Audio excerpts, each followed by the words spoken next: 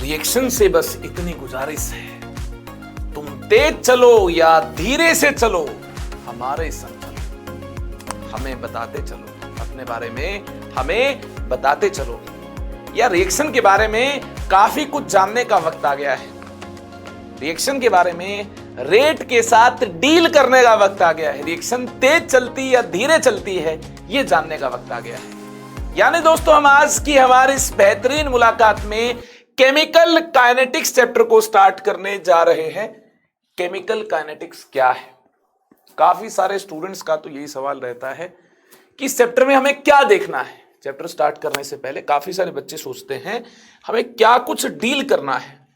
तो आपको बता दूं, केमिकल काइनेटिक्स फिजिकल केमिस्ट्री का एक बेहतरीन चैप्टर है जिसमें हम काफी कुछ मुद्दों पर बात कर रहे होंगे। Chemical kinetics is the branch of physical chemistry which deals with rate of reaction. सबसे पहले इस चैप्टर में हम रेट के साथ डील कर रहे होंगे। किसके साथ? रेट के साथ।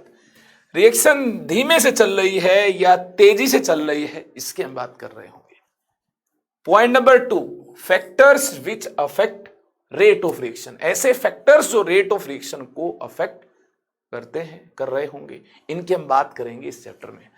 मतलब कैटलिस्ट डालने से क्या होगा, गर्म करने से क्या होगा, कंसंट्रेशन इंक्रीज करने से क्या होगा, डिक्रीज करने से क्या होगा, प्रेशर बढ़ाने घटाने से क्या होगा, ये तमाम बातें फैक्टर्स अफेक्टिंग के अंदर हम जान रहे होंगे। सरफेस एरिया इंक्रीज कर दिया जाए, पाउडर्ड फॉर्म में अगर रिएक्टेंट्स को लिया जाए तो क्या होगा, मैकेनिज्म ऑफ रिएक्शन, क्या पाथवे होगा, कौन कौन से स्टेप होंगे जिनको जानने से हम रिएक्शन में ज्यादा अंडरस्टैंडिंग बना रहे होंगे।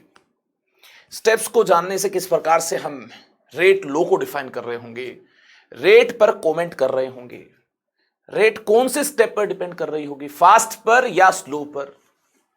काफी सारे स्टेप हुए तो फास्ट स्टेप भी होगा, स्लो भी होगा, तो किस पर रेट ज्यादा डिपेंड कर रही हो, स्लोएस्ट पर या फिर जो सबसे फास्ट होगा, तेजी से हो रहा होगा, उस पर रेट डिपेंड कर रही होगी। ये तमाम बातें हमें करनी है।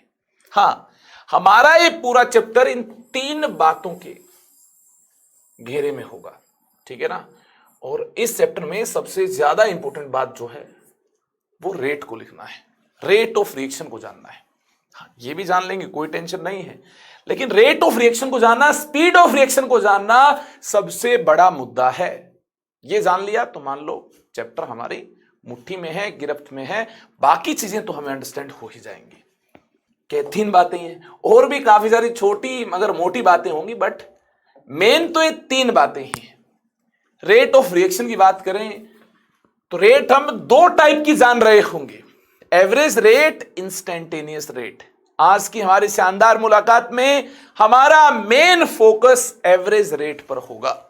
देखिए, एवरेज रेट को इस प्रकार से डिफाइन किया जाएगा, रेट ऑफ रिएक्शन और average rate is defined as change of concentration of any one of its reactant और product per unit time. Concentration का चेंज टाइम के साथ। हाँ, स्पीड हम जब फिजिक्स में डिफाइन करते हैं तो डिस्टेंस ट्रेवल्ड पर यूनिट टाइम, ऐसे तो डिफाइन करते हैं। केवल डिस्टेंस से तो स्पीड डिफाइन हो नहीं सकती, टाइम को भी तो कंसिडर करना होगा। यूनिट टाइम में कितना डिस्टेंस ट्रेवल किया, इसी को तो आप स्पीड बोलते हो। तो रिएक्शन के केस में कंसंट्रेशन चेंज हुई, हाँ, अमाउंट को कंसंट्रेशन की टर्म्स में हम कंसिडर कर रहे होंगे। कंसंट्रेशन चेंज हुई, टाइम भी तो साथ में कंसिडर करेंगे, कितने टाइम में चेंज हुई। ऐसा थोड़ी है कि 5 मोल चेंज हुए, 10 मोल चेंज हुए, कितने टाइम में हुए, या आप कंसिडर ही नहीं कर रहे हैं तो गलत बात है। टाइम को भी साथ में कंसिडर करना होगा।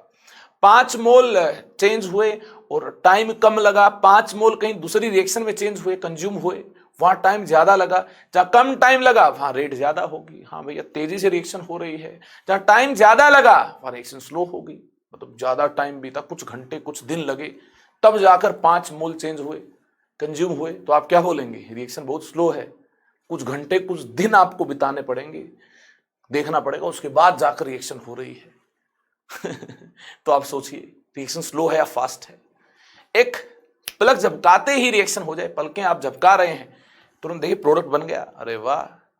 तो आप क्या बोले, कौन सी रिएक्शन फास्ट है? जिसमें कम टाइम लगा वो फास्ट है, या कई दिन कई घंटे लगे, काफी टाइम आपको लैब में गुजारना पड़ा, है ना, सड़ना पड़ा, वो रिएक्शन फास्ट है? क्या लगता है आपको?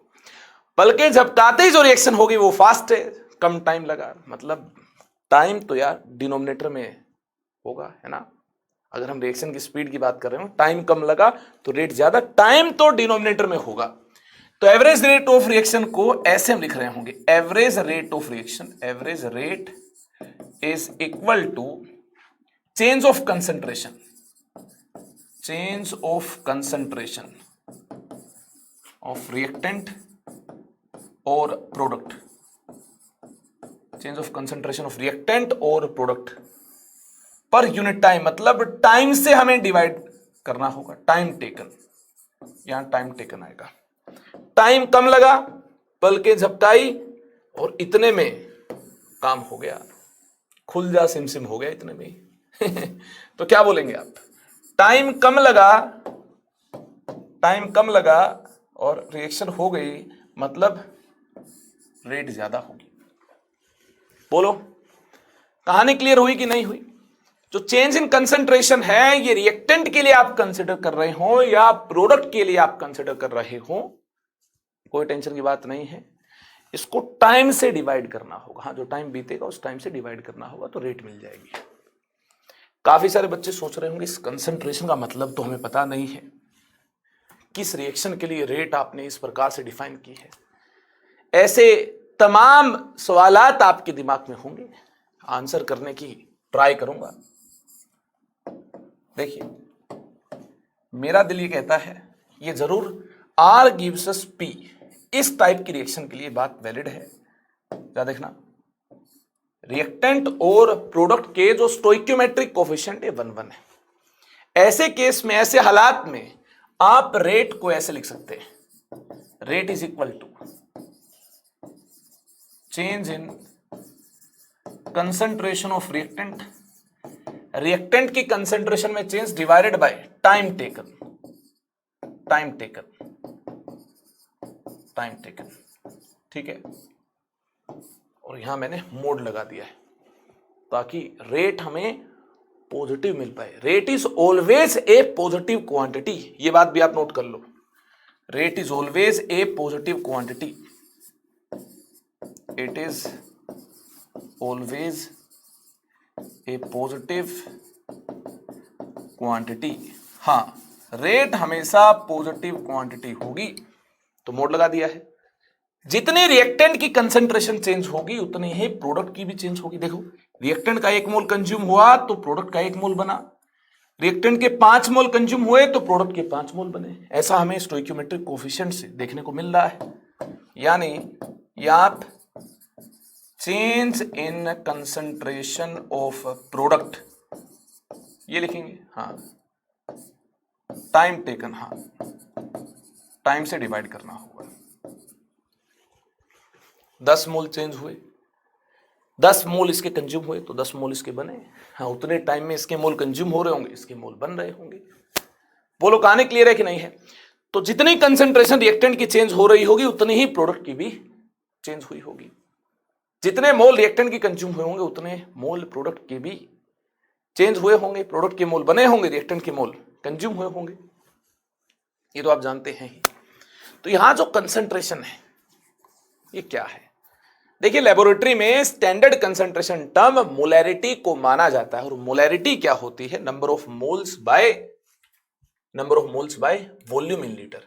ठीक है, तो कंसंट्रेशन लेबोरेटरी में मोलैरिटी की टर्म्स में एक्सप्रेस की जाएगी। स्टैंडर्ड कंसंट्रेशन टर्म है और मोलैरिटी होती है number of moles by volume of solution in litre, volume of solution in litre. ये जो नंबर ऑफ मोल्स हैं, या तो यहां रिएक्टेंट के आएंगे, या तो यहां रिएक्टेंट के आएंगे, या फिर ये नंबर ऑफ मोल्स प्रोडक्ट के आएंगे, या तो रिएक्टेंट के आएंगे या प्रोडक्ट के आएंगे। अगर आप मोलैरिटी रिएक्टेंट की एक्सप्रेस करना चाहते हैं तो इस प्रकार से स्क्वायर ब्रैकेट आप इंडिकेट करें, क्योंकि कंसंट्रेशन को स्क्वायर ब्रैकेट से इंडिकेट किया जाएगा। स्क्वायर ब्रैकेट R मतलब रिएक्टेंट की मोलैरिटी की बात की गई है, तो number of moles of reactant by volume of solution in litre, molarity of P, product की molarity, number of moles of P by volume of solution in litre. तो इस प्रकार से कंसंट्रेशन मोलैरिटी की टर्म्स में एक्सप्रेस की जाती है, और रिएक्टेंट के लिए किस प्रकार से कंसंट्रेशन को एक्सप्रेस करना है, प्रोडक्ट के लिए किस प्रकार से कंसंट्रेशन को एक्सप्रेस करना है, कि मैंने आपको सिखा दिया है। इस प्रकार से शानदार अंदाज में रिएक्टेंट और प्रोडक्ट की मोलैरिटी को आप एक्सप्रेस कर लो, ये इनकी क्या हो जाएगी, कंसंट्रेशन हो जाएगी। अब रेट को एक्सप्रेस करने का वक्त आ गया है। आर गिव्स अस पी, ऐसी का रिएक्शन है तो सोच समझ कर आप मुझे बताइएगा, आर गिव्स अस पी, ऐसी रिएक्शन अगर हमारे पास है तो t इज इक्वल टू 0 पर कार्यक्रम स्टार्ट नहीं हुआ होगा, t इज इक्वल टू 0 पर कार्यक्रम स्टार्ट नहीं हुआ होगा, प्रोडक्ट नहीं बन पाया होगा, और रिएक्टेंट की इनिशियल कंसंट्रेशन मान लेंगे कुछ आर नोट रही होगी, ठीक है, जो मोलैरिटी होगी ये आर नोट रही होगी, यहां पर number of moles N naught होंगे, तो कंसंट्रेशन क्या मिल रही होगी, आर नोट मिल रही होगी।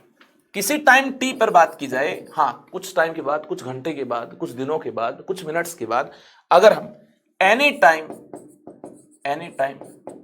टी पर बात करें, कुछ टाइम बीत जाने पर बात करें, तो रिएक्टेंट तो यार जाहिर सी बात है कंज्यूम हुआ होगा, तो आर नोट से कंसंट्रेशन डिक्रीज होकर आर टी हो जाएगी।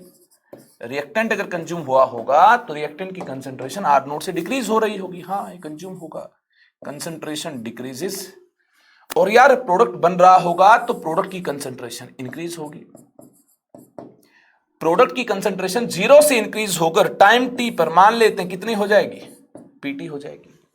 यहां पर हम ये भी कमेंट कर पाएंगे कि जो पीटी है ये 0 से तो ज्यादा ही है, हाँ कंसंट्रेशन तो एक पॉजिटिव क्वांटिटी है तो 0 से ज्यादा होगी ही, ऑब्वियस सी बात है, और यहां कंसंट्रेशन इंक्रीज हुई है, तो यार इंक्रीज होने के बाद जो पीटी मिल रहा होगा ये 0 से बड़ा होगा, ठीक है, और रिएक्टेंट की कंसंट्रेशन डिक्रीज हुई होगी, मतलब आर नोट से कंसंट्रेशन डिक्रीज होकर आर टी होगी, तो आर टी आर नोट से क्या होगा, लेसर होगा। बोलो ये दोनों बातें क्लियर है कि नहीं है? अगर ये दोनों बातें आपको क्लियर है तो आप मुझे बता दो रिएक्टेंट की कंसंट्रेशन का जो चेंज होगा डेल्टा कंसंट्रेशन आर, ये आप कैसे लिख पाएंगे, final value minus initial value, ऐसे तो लिख पाएंगे, और फाइनल वैल्यू कितने हैं आप देख रहे हैं, फाइनल वैल्यू तो आर टी है, रिएक्टेंट की जो कंसंट्रेशन है ये किसी टाइम टी पर कितनी है, आर टी है, और इनिशियल वैल्यू कितनी है, ये आर नोट है। तो ये हमने कंसंट्रेशन का चेंज लिख लिया है। अब देखिए प्रोडक्ट की कंसंट्रेशन का चेंज कैसे लिखेंगे, प्रोडक्ट की कंसंट्रेशन का चेंज आप लिख रहे होंगे प्रोडक्ट की फाइनल कंसंट्रेशन, हाँ final value minus initial value, ऐसी तो आप लिख रहे होंगे, माइनस इनिशियल वैल्यू, जो फाइनल वैल्यू है दैट इज पीटी, और इनिशियल वैल्यू प्रोडक्ट जब बना ही नहीं तो कंसंट्रेशन कितनी होगी, इनिशियल वैल्यू क्या रही होगी, 0 रही होगी, ठीक है। इस प्रकार से delta P delta concentration R को हमने एक्सप्रेस कर लिया है। कितना टाइम बीता है, delta T, time taken delta T है, टी की फाइनल वैल्यू कितनी है, टी है, और इनिशियली हमने टाइमर को टी इज इक्वल टू 0 से स्टार्ट किया था, तो टाइम टेकन डेल्टा टी कितना होगा, टी माइनस 0 होगा। अगर कहीं पर टाइमर T1 से T2 तक कंसिडर किया है, मतलब T इज इक्वल टू 0 से हमने स्टार्ट नहीं लिया रिएक्शन में, T1 से स्टार्ट लिया, तो उस केस में डेल्टा टी क्या लिख रहे होंगे, ध्यान दीजिएगा, T2 माइनस T1 लिखना है, वहां T नहीं लिखना है, फाइनल T मतलब T2 आपको डेल्टा टी के इक्वल नहीं लिखना है, उस केस में T2 माइनस T1 आपको करना होगा, क्योंकि T इज इक्वल टू 0 से यहां स्टार्ट नहीं लिया गया है। हाँ T इज इक्वल टू 0 से स्टार्ट लिया जाए तो उस केस में जो भी बाद वाला टाइम होगा यही टाइम टेकन हो जाएगा, यही डेल्टा टी के इक्वल हो जाएगा।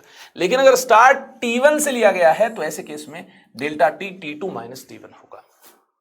ये तमाम बातें आपको क्लियर है? अगर ये तमाम बातें आपको क्लियर है तो एक काम कीजिए, जो एवरेज रेट के लिए हमने पहले एक्सप्रेशन लिख लिया था वहां पर इन वैल्यूज को फिट कीजिए। कैसे? देखिए एवरेज रेट के लिए हमने ये वाला एक्सप्रेशन इंडिकेट किया है, change in concentration of reactant, reactant की कंसंट्रेशन में चेंज मतलब डेल्टा कंसंट्रेशन आर, और मैग्नीट्यूड की बात करनी है, नेगेटिव साइन नहीं होना चाहिए यहां पर, तो मोड लगा दिया bye delta T, time taken. जितने नंबर ऑफ मोल्स रिएक्टेंट के चेंज हो रहे होंगे उतने ही नंबर ऑफ मोल्स प्रोडक्ट के भी चेंज हो रहे होंगे। जितने मोल रिएक्टेंट के कंज्यूम होंगे उतने मोल प्रोडक्ट के बन पाएंगे। अगर यार जितने मोल रिएक्टेंट के कंज्यूम होंगे उतने मोल प्रोडक्ट के बन पाएंगे, तो ऐसे केस में जो चेंज होगा कंसंट्रेशन का जो चेंज होगा, यहां डिक्रीमेंट यहां इंक्रीमेंट अगर सेम है तो जो चेंज होगा इसका मैग्नीट्यूड आपको क्या मिल रहा होगा, इसका मैग्नीट्यूड सेम मिल रहा होगा। मतलब मोड लगा दिया, साइन का कोई चक्कर नहीं होगा, तो delta concentration R delta concentration P के इक्वल है, टाइम टेकन तो सेम है ही। अब काफी सारे बच्चे सोच रहे होंगे ये वॉल्यूम सॉल्यूशन की वॉल्यूम है भाई, ये दोनों के अलग अलग नहीं है, रिएक्टेंट और प्रोडक्ट उसी कंटेनर में उसी बीकर में है, ये वी लीटर वॉल्यूम सेम है। अगर नंबर ऑफ मोल का चेंज सेम हो जाए तो यहां डेल्टा तो कंसंट्रेशन के चेंज का मैग्नीट्यूड भी क्या हो जाएगा, ये भी सेम हो जाएगा। हाँ, जितने मोल इसके डिक्रीज हो रहे हैं जितने मोल इसके इंक्रीज हो रहे हैं, ये अगर सेम है तो चेंज की बात करें, चेंज यहां इंपोज करने पर देखना कंसंट्रेशन के चेंज का जो मैग्नीट्यूड है, हाँ मोड लगाकर बात करेंगे, साइन हो सकता है कहीं नेगेटिव कहीं पॉजिटिव मिल रहा हो, लेकिन अगर मोड लगाकर बात करेंगे, अगर ये चीजें चेंज है, राइट हैंड साइड जो क्वांटिटी ये अगर सेम है तो लेफ्ट हैंड साइड भी क्वांटिटी जो है ये सेम हो जाएंगी। तो यहां दिख रहा है साफ साफ नंबर ऑफ मोल्स जो कंज्यूम हो रहे हैं रिएक्टेंट के और नंबर ऑफ मोल जो बन रहे हैं ये सेम है, तो कंसंट्रेशन का चेंज सेम मिल रहा होगा। तो देखिए इस मैग्नीट्यूड की हमने इस प्रकार से बात कर ली है, ये कंसंट्रेशन के चेंज का जो मैग्नीट्यूड है ये सेम मिल रहा होगा, डिवाइडेड बाय टाइम टेकन, मतलब रिएक्टेंट की कंसंट्रेशन चेंज हो रही है, प्रोडक्ट की कंसंट्रेशन चेंज हो रही है, दोनों से ही हम रेट को लिखने में कामयाब हो पाएंगे। बोलो ये कहानी क्लियर है कि नहीं है? अब अगर मोड हटा दें तो एवरेज रेट ऐसे लिखनी होगी, माइनस साइन यहां पर इंपोज करना होगा, minus delta concentration R by delta T is equal to, यहां प्लस साइन इंपोज करना होगा, plus delta concentration P by delta T. अब काफी सारे स्टूडेंट्स तो इसी टेंशन में माइनस क्यों लगा दिया, क्योंकि डेल्टा कंसंट्रेशन आर बिना मोड लगाने पर ये नेगेटिव क्वांटिटी होगी तो इससे रेट नेगेटिव मिल जाएगी, लेकिन रेट तो हमेशा एक पॉजिटिव क्वांटिटी है, तो इसको पॉजिटिव बनाने के लिए एडिशनली हमें नेगेटिव से मल्टीप्लाई करनी होगी, नेगेटिव से इसको मल्टीप्लाई करना होगा। यहां देखिए रिएक्टेंट कंज्यूम हो रहा है तो इसकी कंसंट्रेशन फाइनली कम मिलेगी, स्टार्टिंग में इसकी कंसंट्रेशन ज्यादा थी तो कम माइनस ज्यादा, हमेशा रिएक्टेंट की जो कंसंट्रेशन है फाइनल ये कम मिलेगी इनिशियल से, क्यों? क्योंकि रिएक्टेंट कंज्यूम हो रहा है, कम माइनस ज्यादा, ये ऑलवेज क्या मिलेगा, ऑलवेज नेगेटिव मिलेगा। हाँ, रिएक्टेंट कंज्यूम हो रहा है तो final concentration minus initial concentration, ये जो चेंज है हमेशा नेगेटिव मिल रहा होगा, लेकिन यह ऐसा कोई सीन नहीं, प्रोडक्ट तो बन रहा है, तो final concentration minus initial concentration, कुछ ना कुछ तो बाद में कंसंट्रेशन इसकी इंक्रीज हुई है अगर ये बना है, हाँ, तो ये जो वैल्यू है ये तो पॉजिटिव आएगी, यहां कोई चक्कर नहीं, यहां कोई टेंशन हमें नहीं है। लेकिन रिएक्टेंट कंज्यूम हो रहा है तो इसकी जो फाइनल कंसंट्रेशन ये कम होगी इनिशियल से, तो फाइनल माइनस इनिशियल, कम माइनस ज्यादा, यहाँ क्या ज्यादा माइनस कम, यहाँ कोई टेंशन नहीं है, ये पॉजिटिव है, लेकिन ये कम माइनस ज्यादा ये नेगेटिव। अगर ये नेगेटिव है, आप मोड नहीं लगाते हैं और इसको ऐसा ही रखते हैं तो टाइम तो देखिए हमेशा पॉजिटिव होगा ही, और ये नेगेटिव ऑलवेज, अगर ये नेगेटिव है तो रेट नेगेटिव मिल जाएगी, लेकिन रेट नेगेटिव होती नहीं है, तो क्या करना होगा, एडिशनली माइनस से मल्टीप्लाई करना होगा ताकि रेट ऑलवेज एक पॉजिटिव क्वांटिटी मिल पाए। तो चलिए यहां पर मोड हटाकर माइनस लिखना होगा ताकि रेट पॉजिटिव क्वांटिटी मिल पाए, और ये तो ऑलवेज पॉजिटिव होता है, डेल्टा कंसंट्रेशन पी मतलब final value minus initial value, और फाइनली प्रोडक्ट की कंसंट्रेशन ज्यादा ही होगी क्योंकि प्रोडक्ट बना है, अगर ये फाइनल वैल्यू ज्यादा ही रही होगी तो इससे जो चेंज आएगा ये ऑलवेज पॉजिटिव मिल पाएगा। हाँ, प्रोडक्ट की कंसंट्रेशन का चेंज ऑलवेज पॉजिटिव होगा, तो यहां पर एडिशनली नेगेटिव लिखने की हमें जरूरत नहीं है, माइनस से मल्टीप्लाई नहीं करना है, तो यहां माइनस लिखा है तो यहां मैंने प्लस लिख दिया ताकि कंफ्यूजन नहीं होगी, ठीक है, कहीं बाद में आपको कंफ्यूजन हो जाए, यहां माइनस लिखा है तो क्या पता यहां भी माइनस आएगा, नहीं, यहां माइनस नहीं आएगा, यहां प्लस आएगा, ठीक है, कंफ्यूजन ना हो तो इसलिए मैंने यहां पर प्लस लिख दिया है।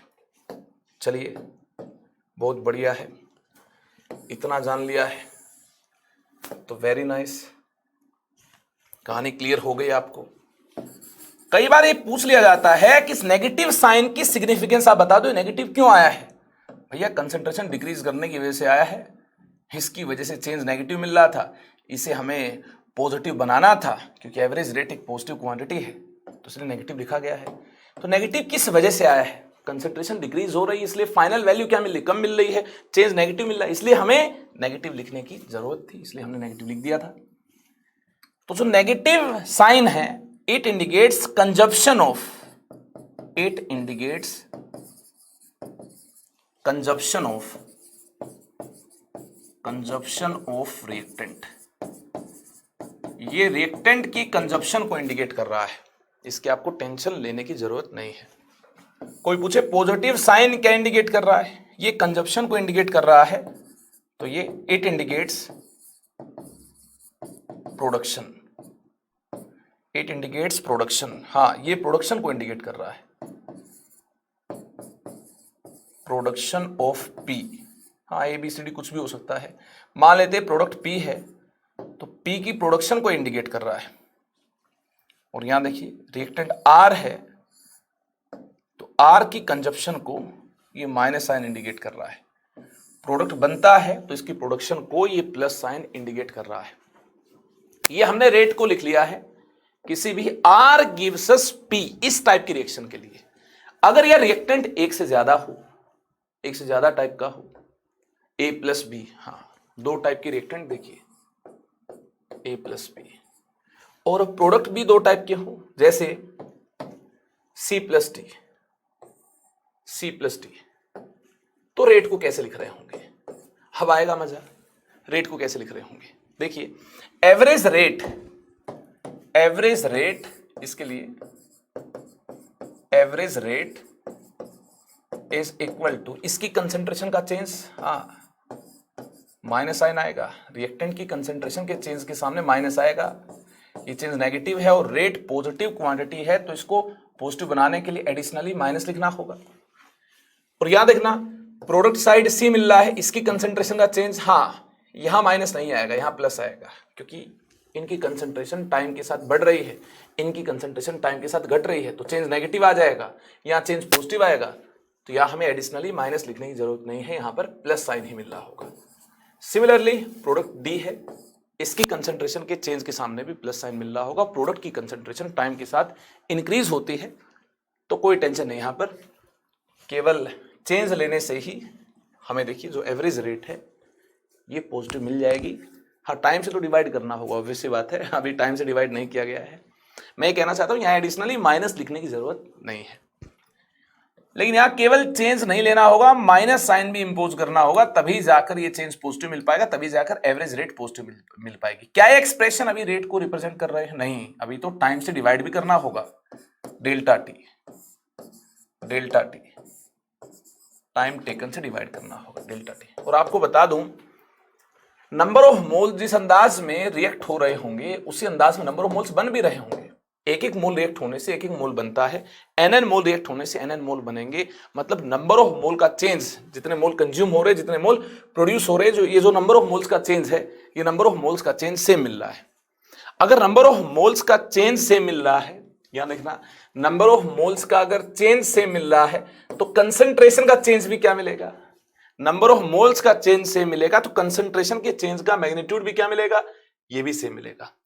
अगर ये भी सेम मिलेगा तो कोई चक्कर नहीं है, यहां minus delta concentration A is equal to minus delta concentration B is equal to plus delta concentration C is equal to plus delta concentration D होगा, हाँ बिल्कुल होगा।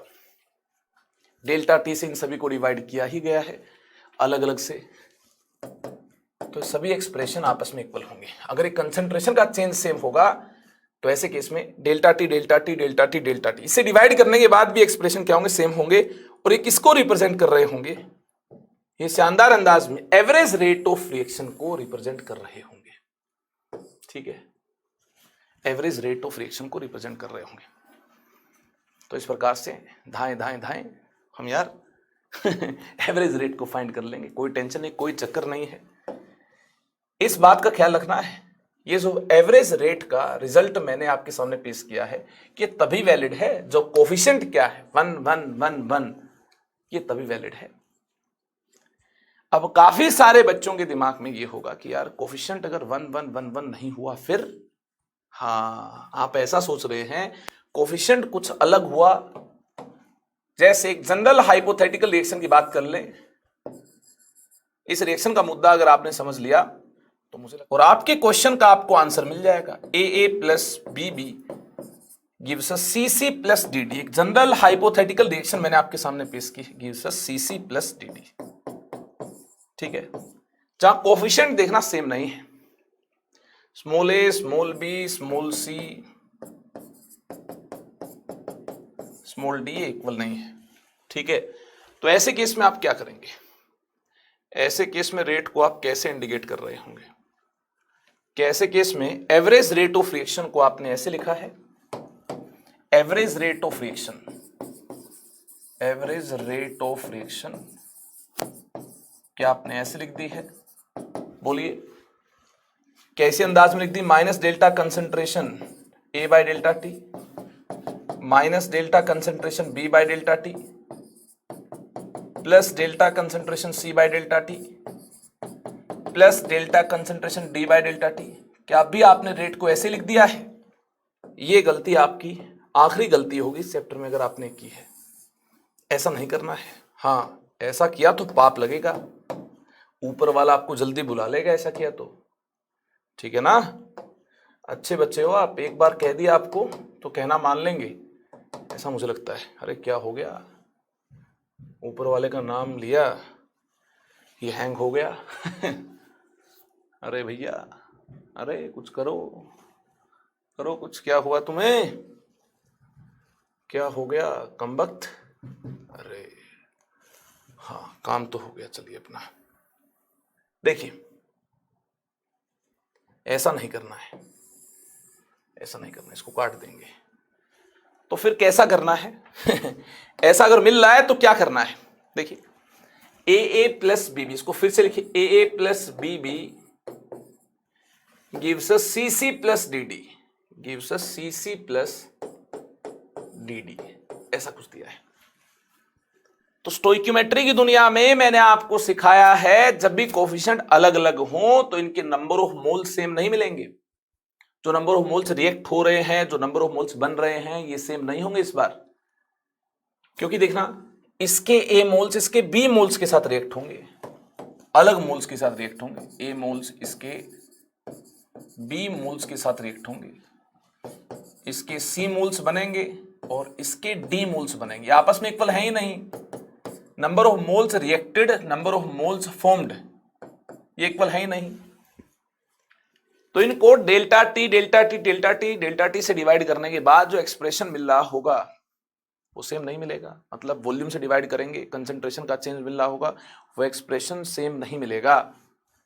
तो ऐसे केस में क्या करना है? स्टोइक्योमेट्री की दुनिया में मैंने आपको सिखाया, इसके अगर नंबर ऑफ मोल्स Na इसके नंबर ऑफ मोल्स Nb के साथ रिएक्ट हो रहे हैं, इसके number of moles Nc Nd बन रहे हैं और ये आपस में इक्वल नहीं है। हाँ, आपस में इक्वल नहीं होंगे क्योंकि कोफिशिएंट सेम नहीं है, क्योंकि कोफिशिएंट सेम नहीं है तो आपस में इक्वल नहीं होंगे। तो ऐसे केस में मैंने आपको सिखाया है इनको इक्वल बनाया जा सकता है। स्टोइक्योमेट्री की दुनिया में मैंने आपको सिखाया है जो नंबर ऑफ मोल्स रिएक्ट हो रहे हैं, जो नंबर ऑफ मोल्स बने हैं, इन नंबर ऑफ मोल्स को इनके रिस्पेक्टिव कोफिशिएंट से अगर डिवाइड किया जाए, इसको A से डिवाइड किया जाए, इसको अगर हम B से डिवाइड करें, इसको C से डिवाइड किया जाए, इसको D से डिवाइड किया जाए, तो ऐसे केस में हमें मोल रेशियो मिल जाएगा Na/A, Nb/B, Nc/C, Nd/D। हाँ, ऐसे केस में मोल रेशियो मिल जाएगा। बिल्कुल सही सुना आपने, क्या मिल जाएगा हमें? मोल रेशियो मिल जाएगा। ये मोल रेशियो का कॉन्सेप्ट शायद आपने स्टोइक्योमेट्री में सीखा होगा। अगर आपने स्टोइक्योमेट्री के मेरे लेक्चर देखें तो मैं तो बताता हूं अपने लेक्चर में, स्टोइक्योमेट्री की दुनिया में रिएक्ट होने वाले मोल्स का जो मोल रेशियो होगा हमेशा सेम होगा। ये कॉन्सेप्ट होता है कॉन्सेप्ट ऑफ मोल रेशियो।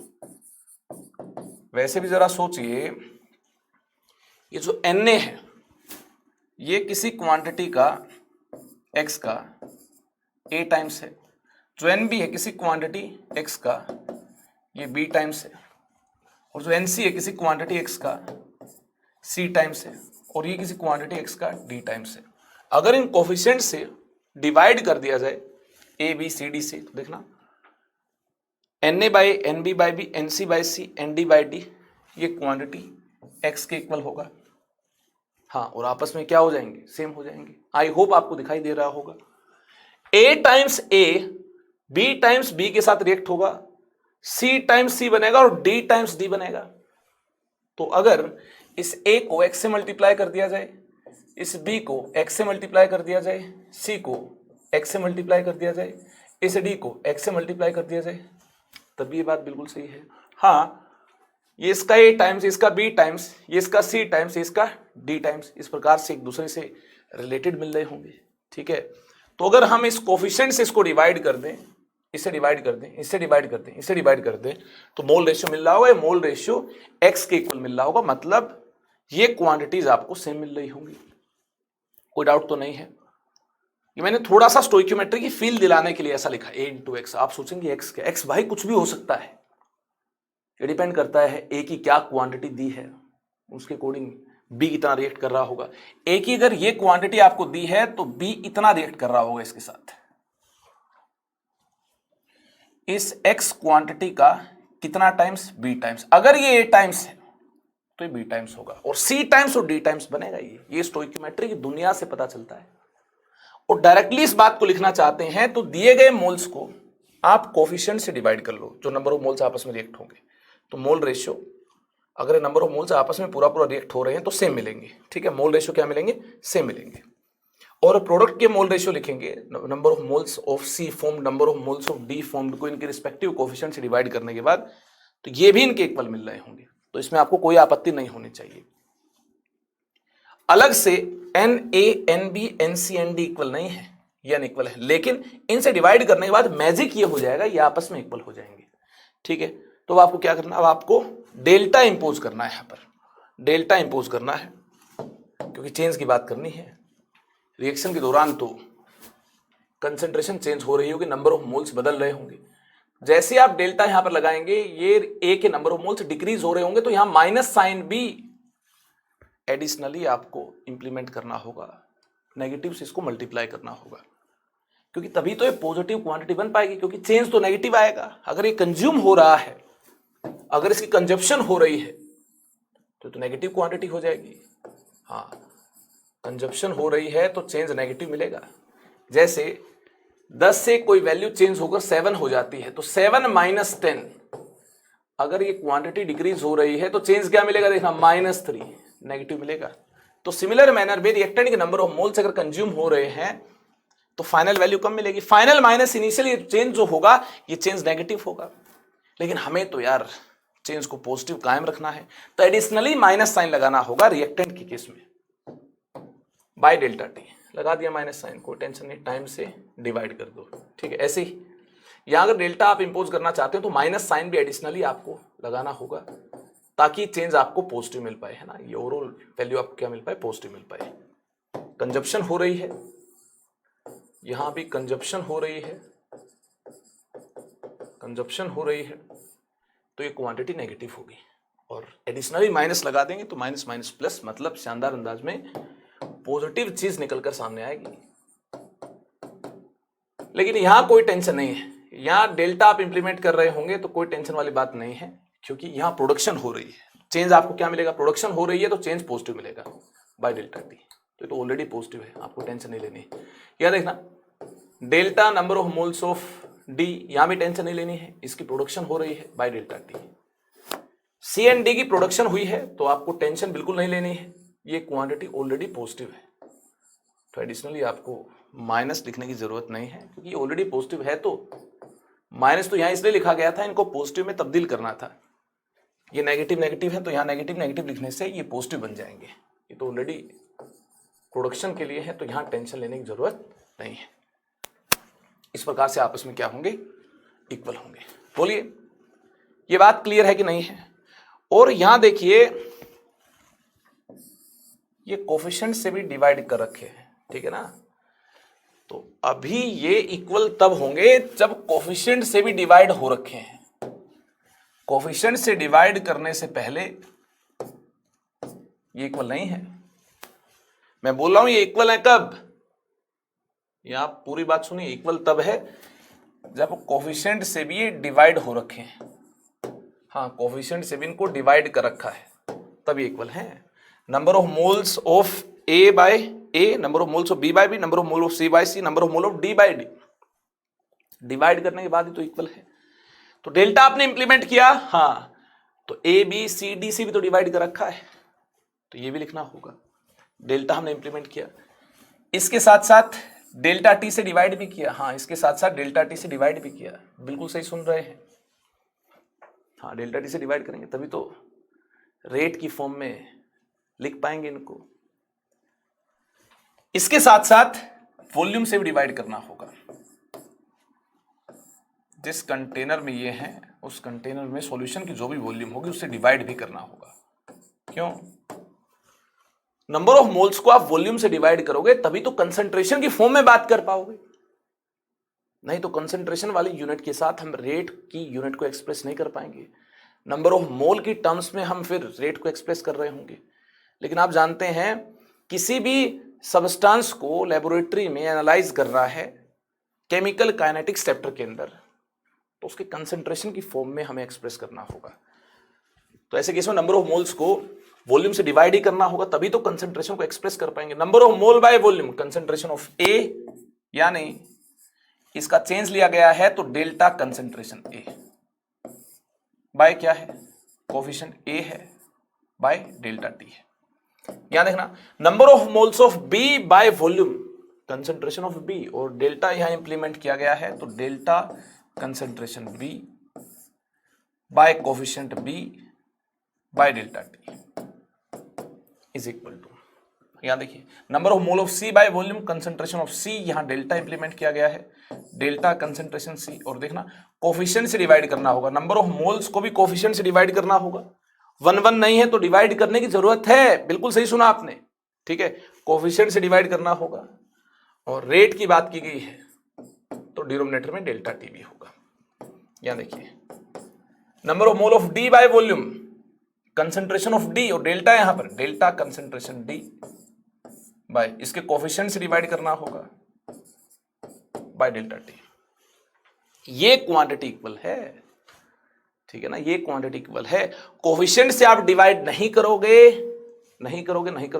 तो नंबर ऑफ मोल्स आपस में इक्वल नहीं है। नंबर ऑफ मोल जो रिएक्ट हो रहे हैं, जो बन रहे हैं, ये आपस में इक्वल नहीं है। नंबर ऑफ मोल का चेंज आपस में इक्वल नहीं है, कंसंट्रेशन का चेंज भी आपस में इक्वल नहीं होगा।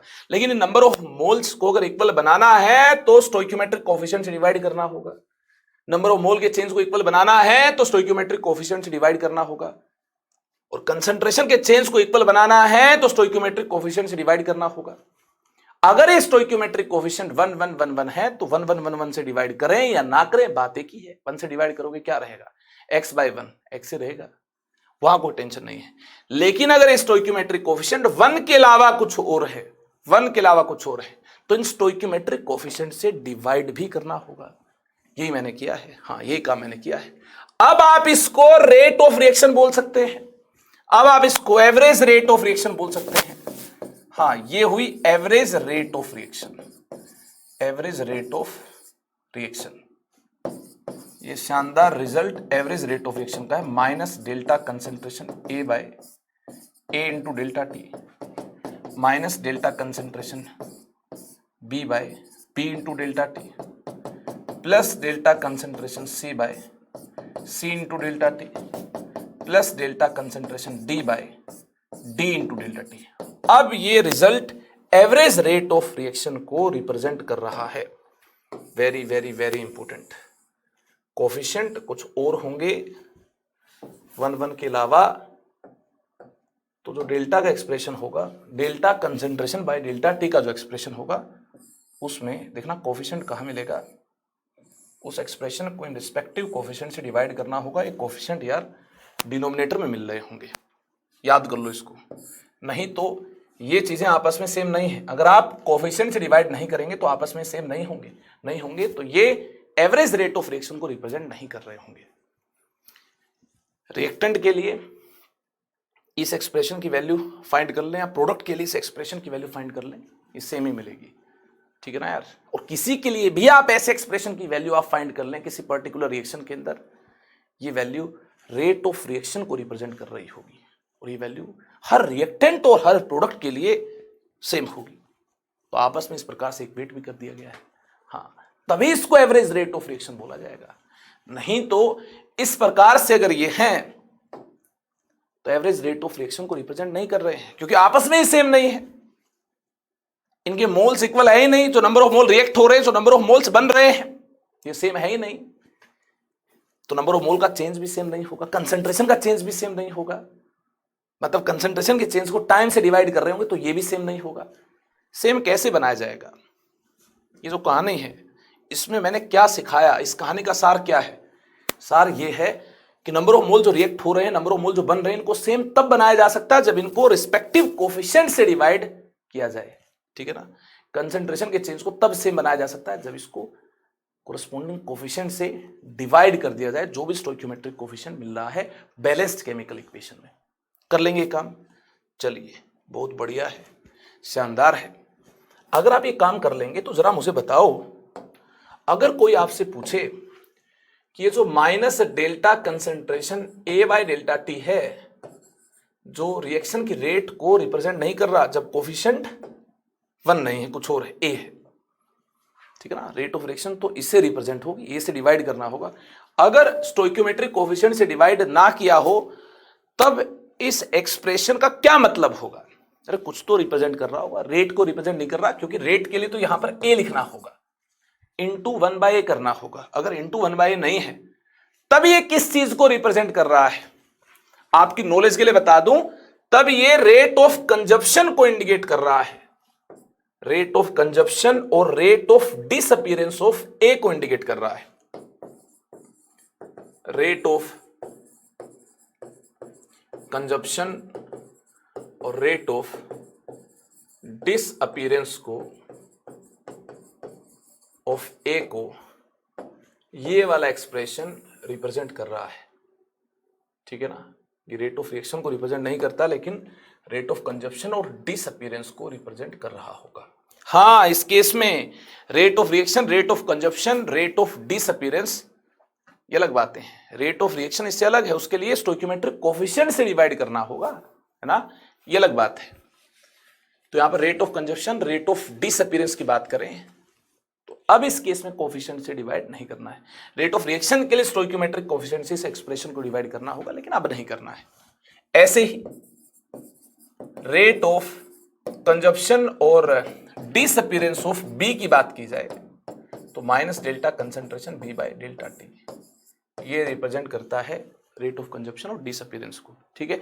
यहां भी देखना स्टोइकियोमेट्रिक कोफिशिएंट स्मॉल b से डिवाइड नहीं किया गया है, उससे डिवाइड करेंगे तो रेट ऑफ रिएक्शन में तब्दील हो जाएगा, लेकिन हमें केवल रेट ऑफ डिसअपीयरेंस और कंजप्शन की बात करनी है, तो कोरस्पोंडिंग स्टोइकियोमेट्रिक कोफिशिएंट से डिवाइड नहीं करना है। अब देखना रेट ऑफ प्रोडक्शन फॉर्मेशन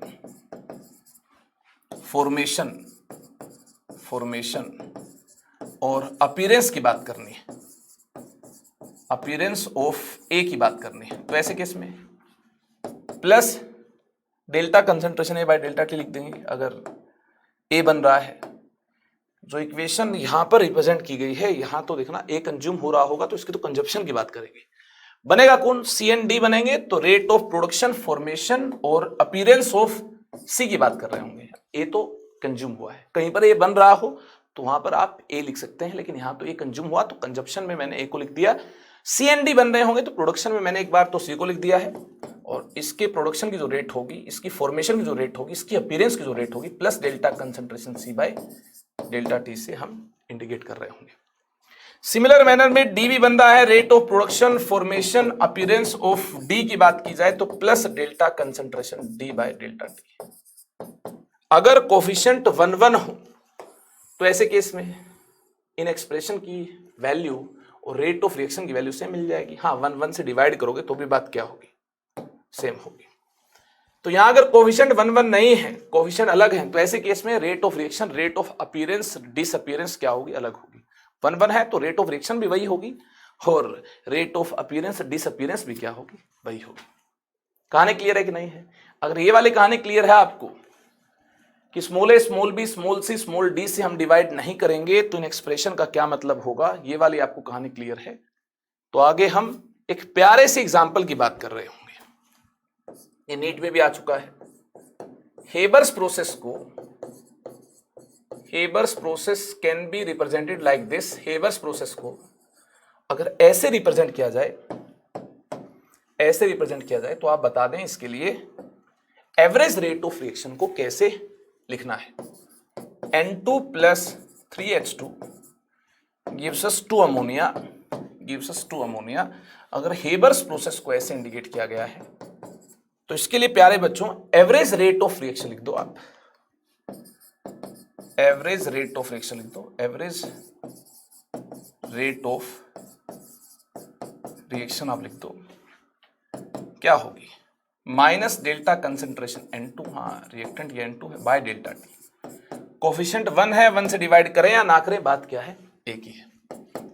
एक और रिएक्टेंट H2, इसके लिए भी हम ऐसा एक्सप्रेशन लिख पाएंगे, minus delta concentration H2 bye delta T, ठीक है। और यहाँ कोफिशिएंट 3 है तो 3 से डिवाइड करना होगा, तब ये एक्सप्रेशन इक्वल हो पाएंगे।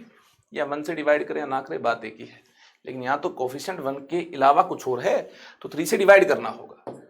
और प्रोडक्ट देखना अमोनिया है तो प्लस साइन आएगा, delta concentration ammonia bye delta T. केवल ये नहीं आएगा, कोफिशिएंट जो 2 है इससे डिवाइड भी करना होगा, ठीक है ना, इससे डिवाइड भी करना होगा, या 1/2 से हमें मल्टीप्लाई भी इसको करना होगा। इस प्रकार से हम एवरेज रेट ऑफ रिएक्शन लिखने में कामयाब हो पाएंगे। अब कई बच्चे सोचेंगे डेल्टा की वैल्यू कैसे लिखें। भैया कोई टेंशन नहीं लेनी है, concentration final minus concentration initial लिखनी हर जगह। ये डेल्टा इसी चीज को इंडिकेट कर रहा होगा, final concentration minus initial concentration, इस बात को डेल्टा इंडिकेट कर रहा होगा। जो भी कोरस्पॉन्डिंग वैल्यूज दे रखी हैं फाइनल इनिशियल, इनको डालेंगे, टाइम टेकन से हम डिवाइड कर रहे होंगे तो हमें आंसर मिल रहा होगा, चिंता की कोई बात नहीं है। अब देखिए यूनिट ऑफ रेट को हम जान रहे होंगे, रेट की यूनिट क्या होगी।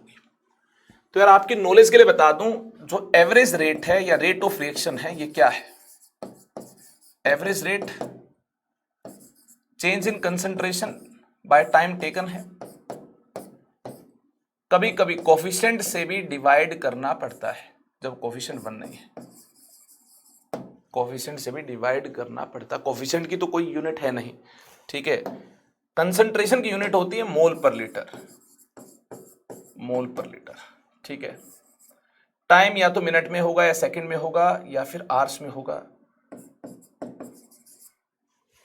तो इसकी यूनिट हमें लिख ली टाइम की यूनिट क्या होगी, मिनट, आर या फिर सेकंड, कुछ भी हो सकती है। अब जो यूनिट कंसंट्रेशन की वही तो कंसंट्रेशन के चेंज की है, कंसंट्रेशन मोलैरिटी मोल पर लीटर, तो इसकी यूनिट क्या हो जाएगी, मोल पर लीटर बाय टाइम है, यानी रेट की यूनिट हो जाएगी मोल पर लीटर टाइम -1, ठीक है। अगर ये टाइम मिनट्स में हुआ तो मोल पर लीटर मिनट -1, अगर ये आवर्स में हुआ तो मोल पर लीटर आर -1, अगर ये सेकंड्स में हुआ तो मोल पर लीटर सेकंड -1। इस प्रकार से शानदार अंदाज में हमें यूनिट ऑफ रेट मिलती है। बोलो ये कहानी क्लियर है कि नहीं? अगर ये कहानी क्लियर है तो लास्ट में यार आपको एक और बात बता दूं, अगर हमारे पास रिएक्शन का कोई जनरल केस है AA plus BB gives us CC plus DD, ऐसा कोई केस है तो एवरेज रेट लिखने के हमारे पास कितने अंदाज होंगे। क्वेश्चंस में कैसी कैसी शरारत कर रखी होती है, एवरेज रेट को कैसे कैसे इंडिकेट किया जा सकता है। आपको बता दूं एवरेज रेट लिखने के हमारे पास 3 तरीके होंगे। ये वाला तो है ही, delta concentration by delta t, और कोफिशिएंट से डिवाइड करना होगा, जो भी कोफिशिएंट है इससे हमें डिवाइड करना होगा। ये वाला तरीका तो है ही। अब आप जानते हैं कंसंट्रेशन प्रेशर के साथ डायरेक्टली रिलेटेड है। कैसे? अगर गैसियस फेज इक्वेशन है तो PV = nRT एप्लीकेबल है, N बाय V भी लिखा जा सकता है, P is equal to CRT भी लिखा जा सकता है, P is directly related to C भी हम लिख पाएंगे। यानी जहां जहां कंसेंट्रेशन वहां वहां प्रेशर को भी लिखा जा सकता है, मतलब डेल्टा P। हाँ, कंसेंट्रेशन के चेंज को प्रेशर के चेंज से भी रिप्लेस किया जा सकता है, यूनिट अलग हो जाएगी, लेकिन रेट को तो हम ऐसे भी तो लिख पाएंगे, कंसेंट्रेशन डिक्रीज हो रही, कंसेंट्रेशन का चेंज डिक्रीज हो रहा है तो प्रेशर का भी तो चेंज डिक्रीज हो जाएगा। कंसेंट्रेशन अगर इंक्रीज हो रही, कंसेंट्रेशन का चेंज अगर इंक्रीज हो रहा है तो प्रेशर और प्रेशर का चेंज भी तो इंक्रीज हो रहा होगा। हाँ, ऐसे भी तो रेट को लिखा जा सकता है, कोफिशिएंट से कर देंगे डिवाइड, कोई टेंशन नहीं है। और ये जो concentration number of moles by volume ही तो है, वॉल्यूम को हटा दें, केवल नंबर ऑफ मोल्स की टर्म्स में अगर बात करनी हो, ऐसे भी तो रेट को लिख पाएंगे, नंबर ऑफ मोल का change bye time taken into 1 bye coefficient. हाँ, कंसेंट्रेशन की बजाय केवल नंबर ऑफ मोल्स अगर लिखना है तो इसको भी हम लिख पाएंगे, जहां कंसेंट्रेशन का चेंज था वहां नंबर ऑफ मोल्स का चेंज लिख दिया है, कोई टेंशन नहीं है। नंबर ऑफ मोल्स का अगर चेंज डिक्रीज हो रहा होगा तो कंसेंट्रेशन का चेंज भी तो डिक्रीज हो रहा होगा, नंबर ऑफ मोल्स का अगर चेंज इंक्रीज हो रहा होगा तो कंसेंट्रेशन का चेंज भी तो इंक्रीज हो रहा होगा, एंड वाइस वर्सा। तो जहां कंसेंट्रेशन का चेंज है वहां नंबर ऑफ मोल्स का चेंज भी तो लिखा जा सकता है, बिल्कुल। अगर ऐसा लिखा गया है तो यूनिट क्या हो गया आप जानते हैं, मोल per litre time -1।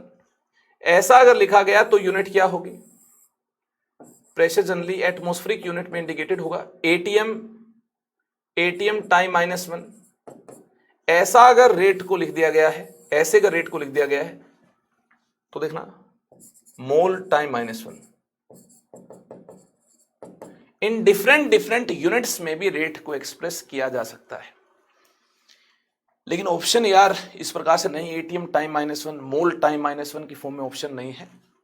Standard form में रेट को कैसे इंडिकेट करना होगा, बाय डिफॉल्ट अगर हमें रेट बतानी हो तो इसी फॉर्म में हम रेट को बता रहे होंगे, लेकिन ऑप्शन अगर हमें ऐसी यूनिट के साथ मिल रहे हैं तो रेट को आप ऐसे भी बिंदास इंडिकेट कर पाएंगे, इसमें भी कोई आपत्ति नहीं, कोई टेंशन नहीं है। मतलब रेट को अगर आप लिखना चाहते हैं मोल पर लीटर टाइम -1 यूनिट के साथ तो -1 by a delta concentration A by delta T is equal to -1 by B delta concentration B by delta T is equal to +1 by C delta concentration C by delta T is equal to +1 by D delta concentration D by delta t. Mole per litre time -1 unit के साथ अगर आप rate लिखना चाहते हैं, मोल per litre time -1 unit के साथ इस प्रकार से शानदार अंदाज में आप रेट लिख पाएंगे। लेकिन अगर आप रेट लिखना चाहते हैं एटीएम टाइम -1 यूनिट के साथ तो -1 by delta pressure of A by delta T is equal to -1 by B delta pressure of B by delta T +1 by C delta pressure of C by delta T +1 by D delta pressure of D by delta T. ATM time -1 unit में यार अगर आप rate लिखना चाहते हैं तो ऐसे लिख पाएंगे, और अगर आप रेट लिखना चाहते हैं मोल टाइम -1 यूनिट के साथ तो -1 by delta number of moles of A by delta T is equal to -1 by B delta number of moles of B by delta T is equal to +1 by C delta number of mole of C by delta T is equal to +1 by D delta number of moles of D by delta T. ऐसे आप rate को indicate कर पाएंगे। और ये जो तरीका है प्रेशर को यूज करते हुए रेट को लिखने का, ये गैसियस फेज रिएक्शन के लिए एप्लीकेबल होगा, ओनली गैसियस फेज रिएक्शन के लिए हम ऐसा काम कर रहे होंगे। कंसंट्रेशन को प्रेशर के साथ रिलेटेड मानते हुए हम इस प्रकार से रेट को लिख रहे होंगे। बताइए इस कहानी में कोई डाउट तो नहीं है? तो आज मैंने आपको एवरेज रेट लिखनी सिखाई है, अगली क्लास में गैसियस फेज रिएक्शन के साथ और ज्यादा डील कर रहे होंगे। और जितने एक्सप्रेशन रेट के मैंने सिखाए हैं, जो भी बातें हमने यहाँ पर मैथमेटिकली की हैं, उनके इंप्लीमेंट करने का वक्त आ जाएगा नेक्स्ट सेशन में, क्योंकि हम ढेर सारे क्वेश्चंस के साथ मुलाकात कर रहे होंगे। आगे भी चलेंगे। एवरेज रेट के बाद इंस्टेंटेनियस रेट को भी जान रहे होंगे। सेकंड सेशन आपके लिए यार लंबा सेशन रहने वाला है, ठीक है। आज हमने प्रैक्टिस नहीं की, लेकिन अगले सेशन में खूब सारे प्रैक्टिस भी हम लोग करने वाले हैं। तो इस वीडियो को करते हैं यहीं पर एंड। आप अच्छे से नोट्स बना लेंगे और यार धमाकेदार अंदाज में मेहनत कर लेंगे। इसी आशा, इसी उम्मीद के साथ विदाई लेता हूं। फिर मिलूंगा पूरी एनर्जी के साथ और लेक्चर में पूरा जोश और पूरी उमंग भर दूंगा। आप अपनी तरफ से यार चीज़ों को हजम करने की कोशिश करना, ठीक है, और प्रैक्टिस करना। फिजिकल केमिस्ट्री में जितनी ज़्यादा प्रैक्टिस आप कर रहे होंगे, जितना इन डेप्थ आप सोच रहे होंगे कॉन्सेप्ट को, उतनी ज़्यादा क्लैरिटी आपको मिल रही है। चलिए फिर bye bye, take care, love you all, thank you so much.